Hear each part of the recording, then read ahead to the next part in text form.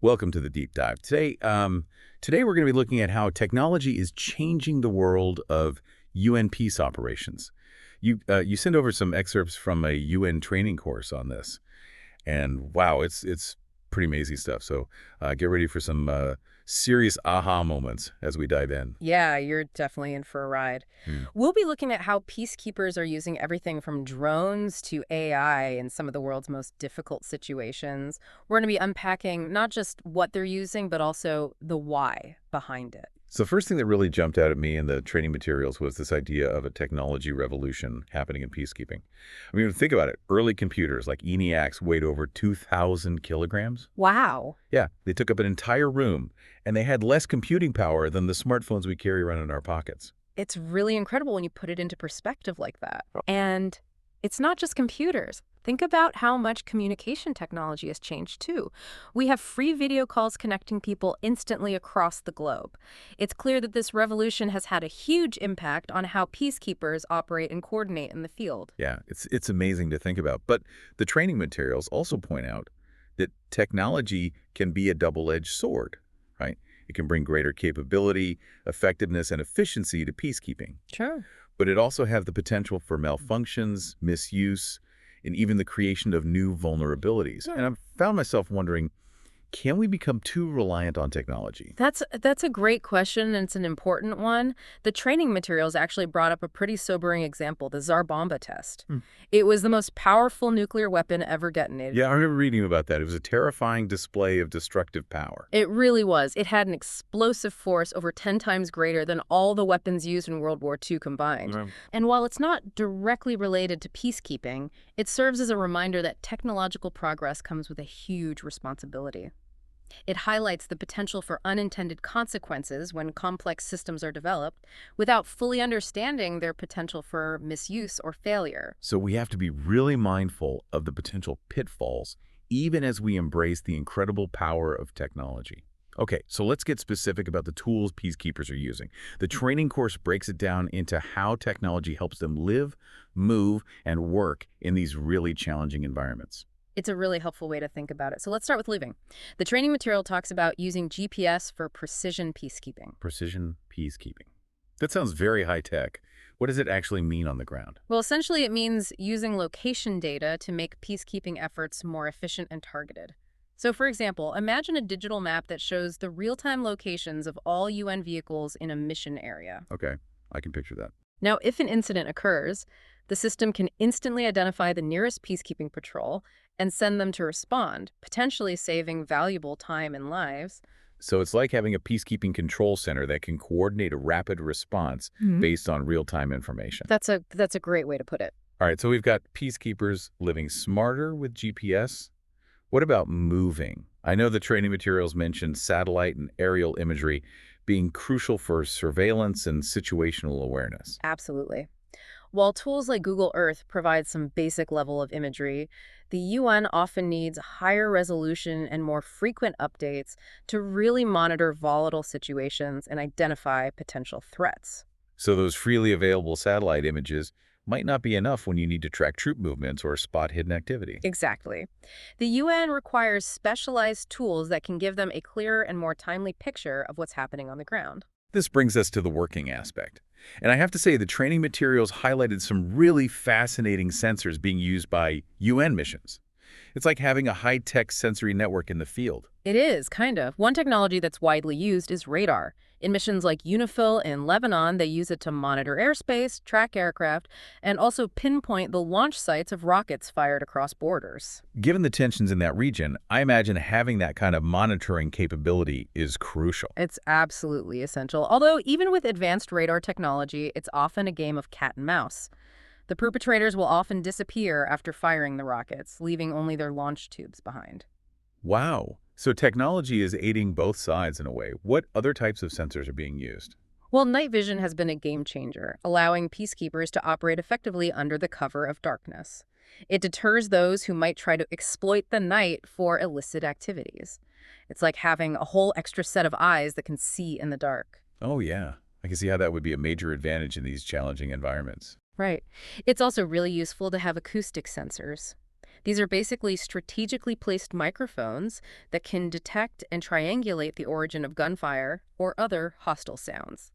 This gives peacekeepers valuable information about the location and nature of threats. It's amazing how all this technology is giving peacekeepers such a detailed understanding of what's happening in these conflict zones. It really is. It's all about giving them the tools they need to make informed decisions and act quickly to protect civilians and maintain peace. Now let's talk about travel and accommodation, which I imagine is another huge challenge in these often remote and dangerous locations. Yeah. What did the training materials say about how technology is being used in this area? Well, one thing that stood out was the concept of smart camps.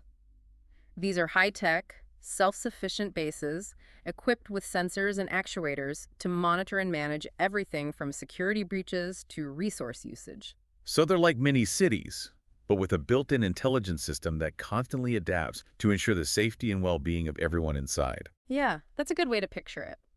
They're designed to be resilient and adaptable in the face of all sorts of threats. And of course, camp protection is paramount.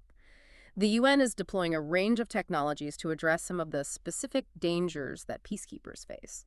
Like what kind of dangers?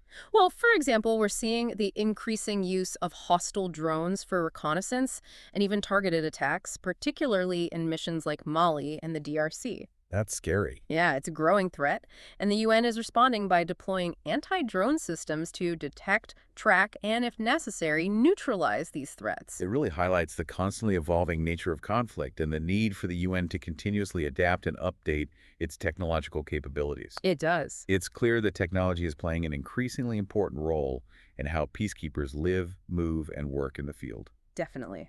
But we've only just scratched the surface. Next, we'll dive into the digital realm, exploring the software, data analysis, and emergent technologies that are becoming increasingly crucial for UN peace operations. We just talked about how technology is really changing life on the ground for peacekeepers, but there's this whole other digital dimension to it all, right? The training materials really emphasize software and data analysis and things like AI. It feels like there's this whole virtual war room happening alongside those boots on the ground. Exactly. The UN is using the power of information technology more and more to make peacekeeping more effective and informed. You might actually be surprised at how much modern peacekeeping relies on analyzing data, tracking trends, and just making sense of all these really complex situations. Yeah, you mentioned data analysis, and the training materials kept bringing up this thing called the information cycle. What is that exactly, and why is it so important for peacekeepers? So think of the information cycle as like a process, a continuous process of turning raw data into actionable intelligence. You start with figuring out what information you need, how you're going to get it, that's the direction phase, and then you move on to acquisition, gathering data from all sorts of different sources. And next is examination and collation, which is basically where you organize all that data you've gathered and try to make sense of it. So it's like you're sifting through all these puzzle pieces before you can start putting them together. Yeah, exactly. And then after you've organized all that data, you move to the analysis phase. This is where you really dig in, interpreting the meaning of the data, looking for patterns and insights. And finally, you get to dissemination. This is where you share the findings with the people who need them, the people who are making decisions and taking action. It sounds like a vital process, especially for peacekeepers who are working in environments with limited information and these really rapidly changing situations. Absolutely. The information cycle gives them a framework for making sense of what can often feel like chaos so they can respond effectively. Now, the training materials also mention something called GIS, Geographic Information Systems. That sounds pretty specialized. How's that being used in peacekeeping? So GIS is all about using maps to visualize and analyze data. Imagine like a dynamic map, right? It shows you the locations of villages and roads and conflict zones, but it also overlays things like real-time information on troop movements, refugee flows, humanitarian needs, all in one place. So it's like taking Google Maps and adding all these layers of specialized information that's specifically tailored for peacekeepers. Exactly. GIS helps peacekeepers see the big picture, understand patterns, and ultimately make better decisions. It's a really powerful tool for situational awareness and strategic planning. It's amazing how even just everyday technology like Google Earth has had an impact on peacekeeping. The training materials talked about how Google Earth maps were updated with human rights information in Darfur using satellite imagery to pinpoint where villages had been destroyed. Yeah, it's a powerful example of how technology can be used to raise awareness and document human rights violations. Sometimes even tools that were designed for everyday use can have a pretty big impact in ways we might not expect. Okay, so GIS helps us visualize the data. What about cloud computing? How does that fit into all of this? Cloud computing has been a game changer for the UN. It basically allows peacekeepers to access and store data and software remotely using the internet. This offers huge advantages in terms of efficiency, data security, and global access. So instead of relying on physical servers, which might be vulnerable in unstable regions, you have all this information backed up and accessible from anywhere with an internet connection. Exactly. This is really crucial for peacekeepers who often need to share really sensitive information quickly and securely, sometimes across vast distances and in some very challenging environments. But with all that sensitive data floating around in the cloud, how does the UN ensure it's protected? I mean, we hear about cyber attacks and hacking attempts all the time. Oh, yeah, that's a really valid concern, and it's one the UN takes very seriously. They've invested a lot in cybersecurity to protect their systems and data firewalls, intrusion detection systems, encryption protocols, a whole team of experts constantly monitoring for threats and vulnerabilities. It sounds like a digital fortress guarding all this vital information. You could say that. Cybersecurity is paramount in today's digital landscape, especially for organizations like the UN that deal with such highly sensitive information. Now, one technology that seems to be on everyone's mind these days is artificial intelligence, or AI, as everyone likes to call it. Is AI actually being used in peacekeeping missions yet, or is it still kind of in the hype phase? You know, AI is still in its early stages, but it's already showing a lot of promise in terms of its applications to peace operations. Yeah. AI is great at tasks like data analysis and pattern recognition, and even things like countering disinformation. It can analyze huge amounts of data and find trends or anomalies that humans might miss. So you're saying AI could be like a digital detective, sifting through mountains of data to uncover hidden insights or maybe even potential threats. That's one way to think about it. For example, organizations like Amnesty International are already using AI to analyze millions of digital records from conflict zones to identify potential war crimes. Imagine the power of that applied to peacekeeping, where AI could help analyze social media trends to spot early warning signs of conflict, or maybe even figure out where humanitarian assistance is most urgently needed. Wow, it sounds like the possibilities for AI and peacekeeping are huge. They really are. But it's important to remember that AI is a tool, and like any tool, it can be used for good or for bad. The UN is very aware of the ethical implications of using AI, and there's a lot of discussion about how to make sure AI is used responsibly and transparently in peacekeeping operations. That's good to hear. It's important to consider those risks as well as the potential benefits. But with careful planning and ethical guidelines, AI has the potential to really revolutionize how the UN approaches peacekeeping and conflict resolution. Okay, so we see the UN is using all this incredible technology, GPS, GIS, cloud computing, and AI to make peacekeeping more effective. But I imagine getting all these technologies into the hands of peacekeepers in the field and then implementing them smoothly must be a whole other challenge. You're right, it's definitely not a simple process. Implementing new technology in peacekeeping operations is complicated. It's not as simple as just handing out gadgets and hoping for the best. There are logistical hurdles, technical hurdles, and even political hurdles to overcome. Okay, so let's unpack some of those hurdles. How does the UN actually go about getting the technology it needs for these peacekeeping missions?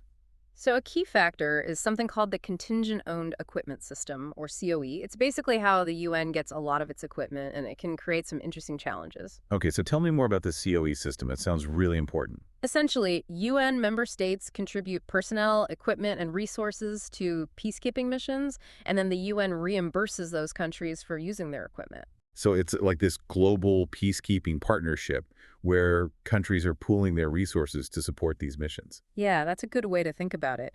But this system can also create some challenges. For example, the UN might identify a need for a specific type of technology, maybe a really advanced piece of equipment, but if none of the contributing countries have that technology or they're not willing to provide it, then the UN can't just go out and buy it themselves. That makes sense.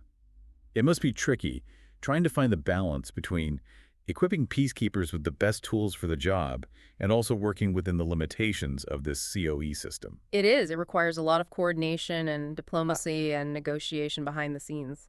And I imagine it also creates a real challenge when it comes to making sure everything is compatible. If different countries are providing different types of equipment, how do you make sure it all works together? That's another key challenge, making sure everything is interoperable. I mean, imagine a peacekeeping mission where the communication systems can't talk to each other or the surveillance drones can't share data. It would be a logistical nightmare. It would be like trying to build a house using mismatched tools and materials. Yeah. It's not going to be very structurally sound. Exactly. So ensuring that equipment from all these different countries can seamlessly communicate and work together is a major priority. So how does the UN try to overcome that?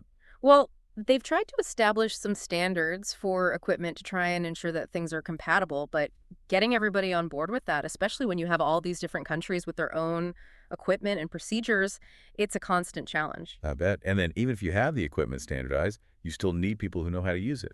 Absolutely. Training is a huge part of implementing new technologies, but it comes with its own set of challenges. You have peacekeepers from all over the world speaking different languages, coming from different military and technological backgrounds. Getting everyone on the same page, up to speed on the latest technology, it requires a serious investment in training and capacity building. It sounds like equipping peacekeepers with technology is way more complicated than it might seem at first glance. There are all these logistical and technical considerations, not to mention the political and diplomatic aspects to navigate. But the UN seems committed to innovating. I mean, the training materials highlighted some specific examples of how new technologies are being used in the field. Oh, yeah, definitely. One example that comes to mind is the use of micro-UAVs, those small drones, by the UN mission in the Central African Republic, MINUSCA. They're using them for all sorts of tasks, everything from monitoring camp security to assessing crowds and gathering intelligence. It's incredible how these drones are literally giving peacekeepers a bird's eye view of the situation. They're providing a whole new perspective on peacekeeping operations. And they're becoming increasingly important in situations where access is limited or where it might be too dangerous to send in ground patrols. But as the UN gets all this more advanced technology, we need to really consider the ethical side of things, too. Yeah, for sure. More power comes with more responsibility. Exactly. As the UN deploys more sophisticated surveillance technologies, it brings up really important questions about privacy and the potential for misuse. It's a tough balance, Oh, right? yeah. You want to give peacekeepers the tools they need to protect people and maintain peace, but you also have to make sure that those tools are not going to be used in a way that violates human rights or undermines people's trust. That's exactly it. It's a really complex issue that the UN is definitely wrestling with. And the training materials really emphasize the need for clear guidelines and oversight to ensure that this technology is being used ethically and responsibly in all peacekeeping operations. It sounds like this is a constant learning process as technology evolves and new challenges pop up. It definitely is. And it's a conversation that needs to involve not just policymakers and military experts, but ethicists and human rights advocates and the communities that are actually affected by all of this technology. So we've been talking about how the UN is using technology in peacekeeping, everything from GPS for tracking to AI for analyzing data. And it's pretty clear that technology has the potential to be a real game changer. But as you said, it's not a magic solution. Right. So let's dig into some of those challenges because I imagine it can't be easy to implement these cutting-edge tools in the real world of peacekeeping missions. You're absolutely right. There are a lot of obstacles. One of the biggest is just getting the right technology into the hands of peacekeepers in the first place. And we talked about how a lot of that comes down to the COE system, right? Where Mhm. member states contribute equipment. Exactly. And that system, while it's essential, can create some real bottlenecks. So let's say the UN identifies a need for, I don't know, some very specialized drones for a specific mission. Okay. If the contributing countries don't have that type of drone, or they're not willing to share, the UN is kind of stuck. So the UN doesn't really have its own budget to just go out and buy whatever technology it needs. No, not really. They're relying on the contributions from member states. And on top of that, it's not just about having the equipment, it's about making sure it all works together. Exactly. Interoperability is key. Imagine if you had a peacekeeping force where the communication systems couldn't talk to each other or the surveillance drones couldn't share data. That would be a disaster. What's the point of having the technology if it can't work together? Exactly. So the UN has to work really hard to ensure that all this equipment from different countries can communicate and operate seamlessly. How do they even begin to tackle that challenge? They've established standards for equipment to try to enforce some level of compatibility. But getting everyone to follow those standards, especially when you're dealing with so many different countries with their own military equipment and procedures, it's a constant battle. And even if you get the equipment standardized, you still need people who actually know how to use it. Absolutely. Training is a huge part of the process, but it comes with its own set of challenges. Peacekeeping missions draw personnel from all over the world. So you have soldiers and police and civilians all speaking different languages and coming from very different backgrounds in terms of their technical expertise. Yeah. It takes a lot of effort to get everyone on the same page and up to speed on all this new technology. So we've got these big challenges: acquisition, interoperability, training. But then what about the practical realities of using all this technology out in the field? I mean, the training materials talked about that too, right? Oh, yeah, for sure. It's one thing to have this fancy equipment, but it's another thing entirely to make it work in some of the most remote and challenging environments on the planet. We're talking about jungles, deserts, active conflict zones. Reliable power might be scarce. Internet access might be limited. You might not even have basic infrastructure. So you're saying all that high-tech equipment could be rendered useless if you can't even charge the batteries or get a signal? Pretty much.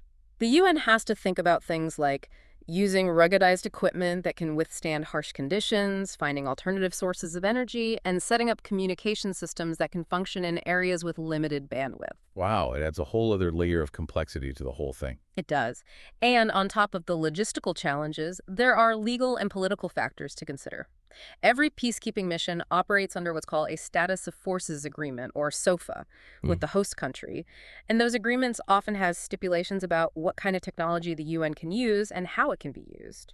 So the UN can't just show up and deploy whatever technology they want wherever they want.